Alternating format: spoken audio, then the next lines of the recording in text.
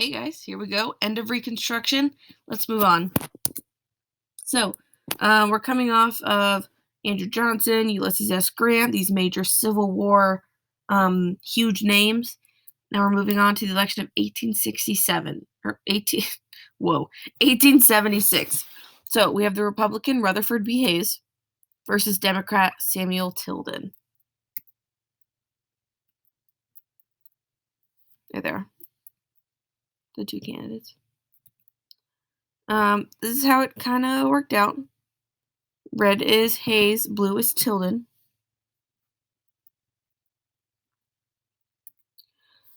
Tilden won 184 electoral votes, and Hayes won 165 electoral votes.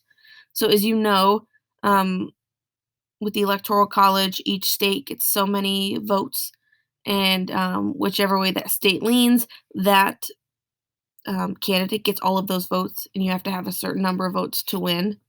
There were about 20 electoral votes in dispute from Florida, Louisiana, and South Carolina.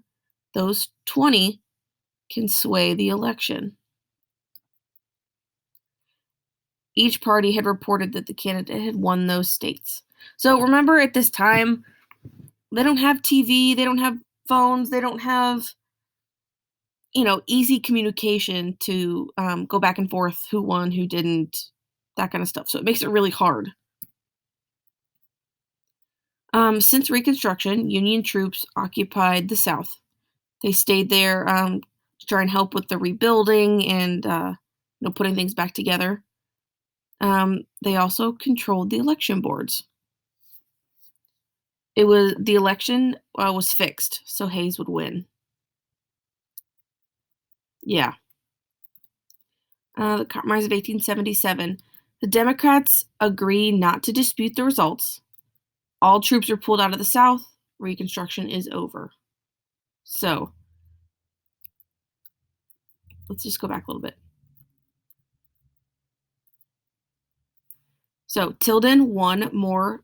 The popular vote and the Electoral College are two different things. You'll cover that later in high school. Don't worry about that right now. But what you need to know is that Tilden, the Democrat, technically won. Okay? There were these 20 votes that were kind of up in the air. Each party said that they won. They made a deal that if Hayes wins the election, the troops are pulled out of the South. That means Reconstruction is over. So Rutherford B. Hayes became the president. Crazy, right? Let's move on to the Jim Crow era. These Jim Crow laws I talked about earlier. Okay, so now it's where the KKK comes really back into power. Since the troops are gone, the northern troops are gone, the KKK takes this opportunity to step up and grow, especially in the southern states. They focused on the segregation of races, and states found ways to deny rights to blacks. So we're going back to these black codes and these new laws called Jim Crow laws. Jim Crow was like a character in like a comic. And so he kind of, took on the persona of anti-black. So this is where we get the, white customers only, that kind of thing. This is all part of the Jim Crow era. Okay. That is all I have for you. This Jim Crow era continues on later into the 1900s and eventually is destroyed in the 1960s with the Civil Rights Movement and Martin Luther King and all those great people. So do your KKK paper, take the quiz, let me know how you're doing.